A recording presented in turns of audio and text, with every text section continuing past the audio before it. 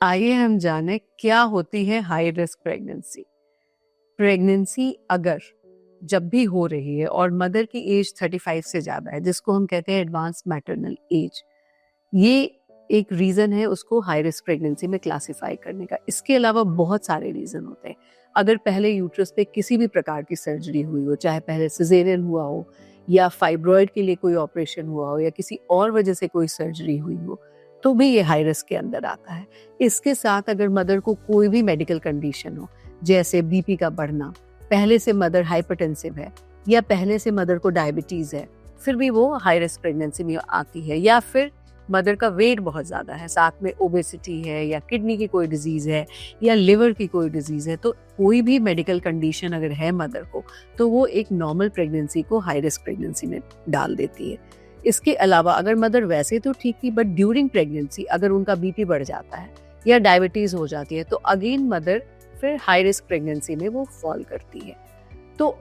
और अगर पहले किसी मिसकैरेज की हिस्ट्री है, लाइक पहले उनके 2-3 अबॉर्शन हो चुके हों, या फिर सेकेंड ट्राइमेस्टर अबॉर्शन हो या फर्स्ट ट्राइमेस्टर हो, या पहले कोई बच्चा स्टिल बॉर्न हो, मतलब पैदा लेते ही डेथ हो गई हो या माँ के कोख में ही डेथ हो गई हो ड्यूरिंग डिलीवरी के प्रोसेस में, तो ये सारी चीज़ें मदर को हाई रिस्क प्रेगनेंसी में डालती हैं। इन सब के अलावा अगर आईवीएफ प्रेगनेंसी है, क्योंकि वो बहुत ही प्रेशियस प्रेगनेंसी होती है, तो उसको भी हम हाई रिस्क प्रेगनेंसी की कैटेगरी में डालते हैं।